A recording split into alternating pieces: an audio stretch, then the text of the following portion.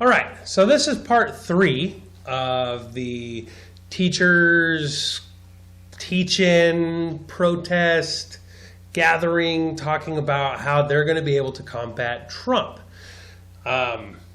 This is good stuff, and you guys definitely want to hear it. Yeah, this is amazing. Just wait. Hold on to your seats. All right. Well worth it. Good morning, everybody. It's so inspiring to see so many of us here under the same roof at a time when community, collaboration, action, and love are so paramount. All right, I just want to point out one key word that she said there. Love. Being social justice teachers, love is paramount. As anybody who's followed on social media or seen the news or doesn't live under a rock, you know full well that love is what this anti-Trump movement is all about. To who we are as educators and global citizens.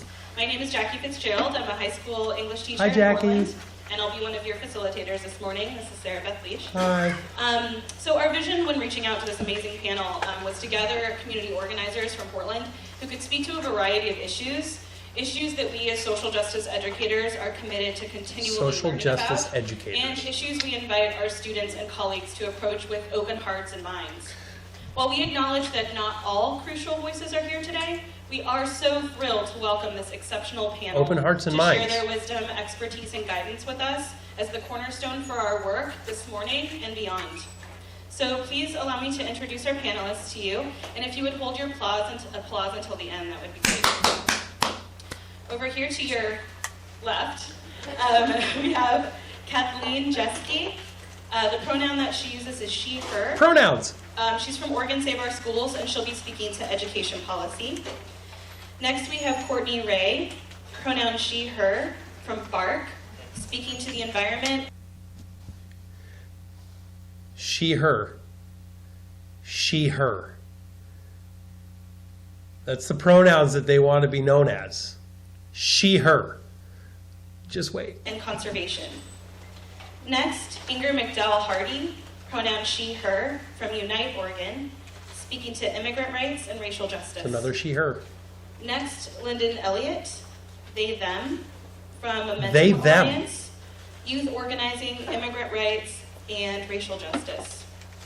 Next, Danny Rosen, pronoun she, her, he, him. She, her, Western he, Oregon, him. Basic Rights Oregon, speaking to LGBT rights and education policy. Next, Phelan Brown, pronoun she, her, from the Center for Equity and Inclusion, speaking to racial and social justice. Noni Kazi, pronoun she, her, from the NAACP Portland branch and BEAM, speaking to racial justice.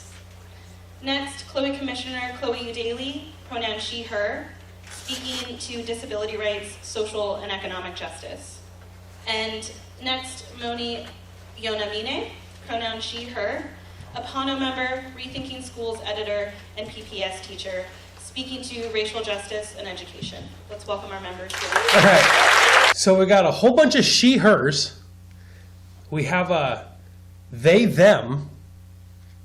And we have a he, him, she, her. And then some more she, hers. What? Are you kidding? All right, let's keep going.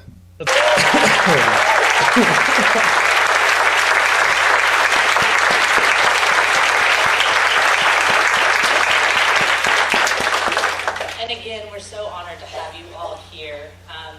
Many, if not all of us in the room, are bringing a certain amount of worry and wonder into how to best support those that we work with. So I'm going to start us off with a question. If you could briefly speak about what we as educators should be most concerned about during the Trump administration. And there's a mic at the side of the table, so just. Okay, so question number 1. What should we be most concerned about as educators during the Trump administration? The only acceptable answer to this question would be Where can I go sign up for another school and get out of the Portland public school system? That's really the only acceptable answer to that question. What else possibly, as educators, should they be worried about with the Trump administration?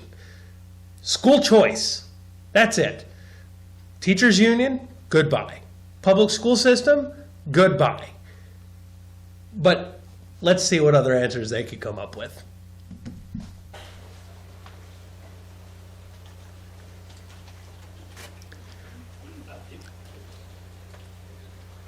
Is it on? This is the I guess he, him, started, she, her. Representing two organizations, listen.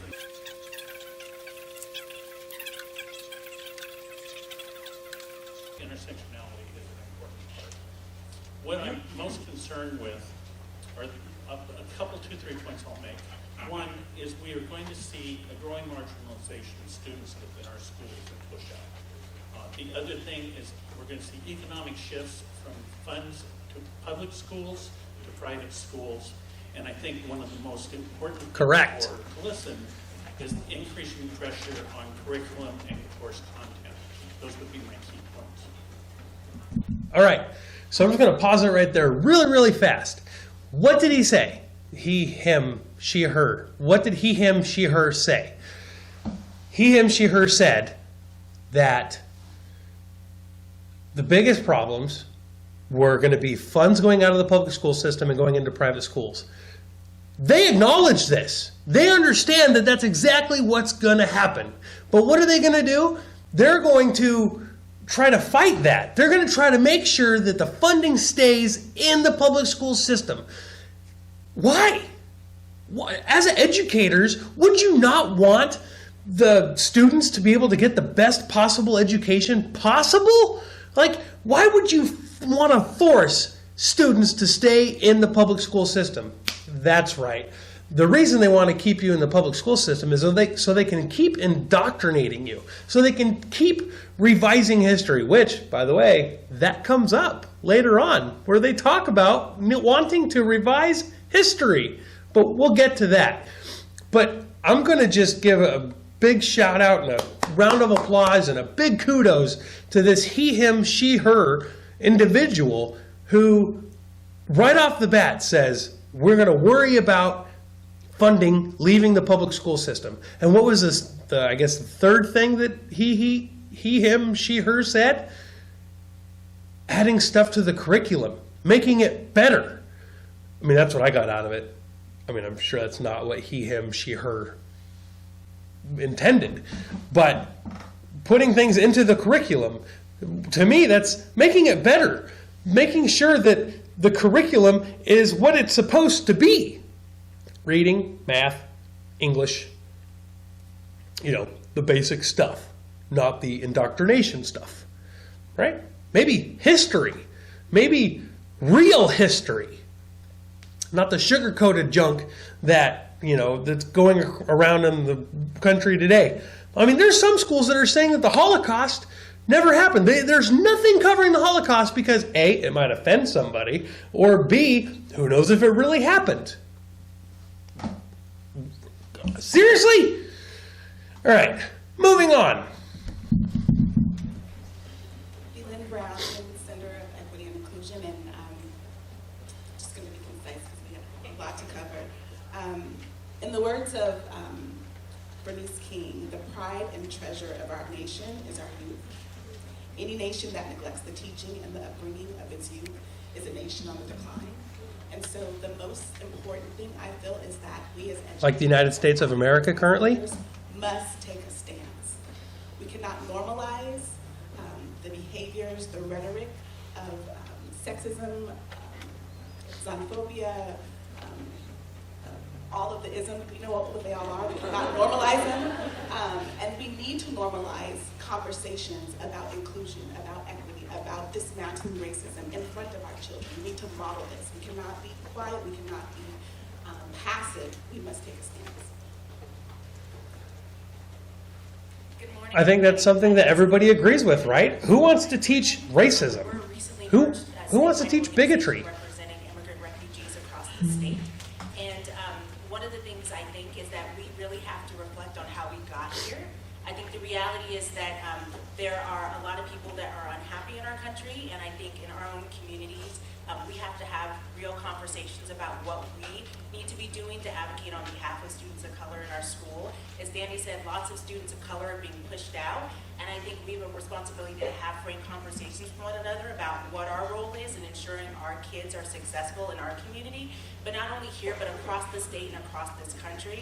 I think there are lots of people that spoke in this election. There are a lot of people that are unhappy. Unfortunately, a lot of those people don't look like brown and black people, so I think that we have to start asking each other, like, what went wrong and how do we move forward as not only a community but a nation of people who, and we have a sense of responsibility to each other, and I don't know, I don't have an answer for that. I look at a lot of the communities we serve, I see a lot of sad faces, I see a lot of families in distress, and it's really unfortunate, and as much as I want to figure out answers for them, I don't have them.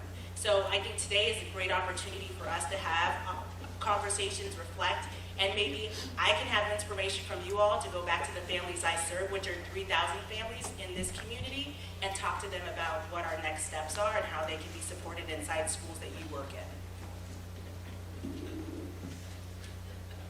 in. Okay. All right, I'm just going to pause there just for a second.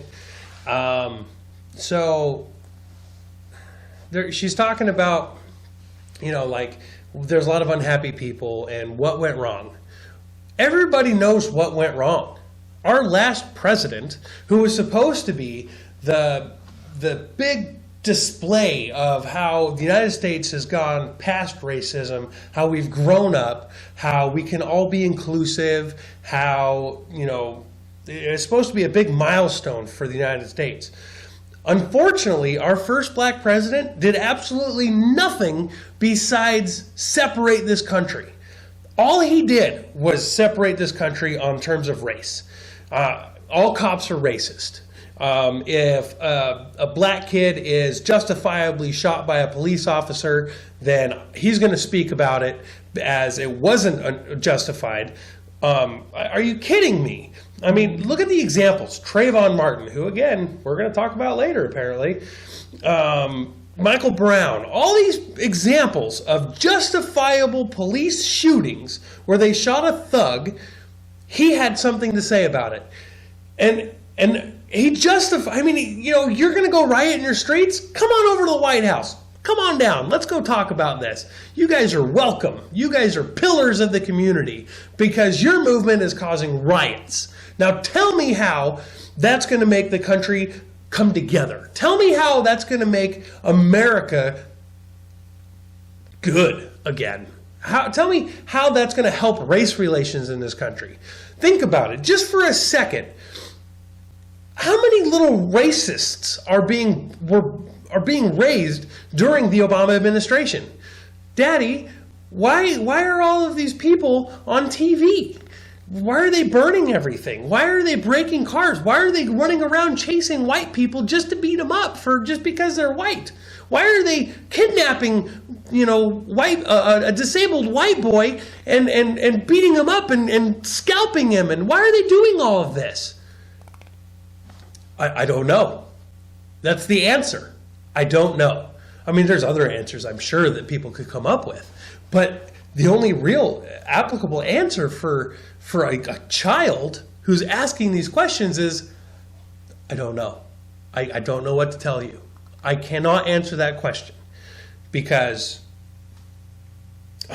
there's no good answer. There is no good answer for what has transpired during the Obama administration. Not to mention the terrorist attacks and let's bring in all the refugees, which can't talk about that because these people will get very upset with you about that because those refugees need to be able to come here willy-nilly, open borders. Everybody can come in. America is a land of immigrants, and we don't care about laws because laws don't matter because we don't like those certain laws. That's the liberal mantra. That's exactly what they're saying. But let's continue.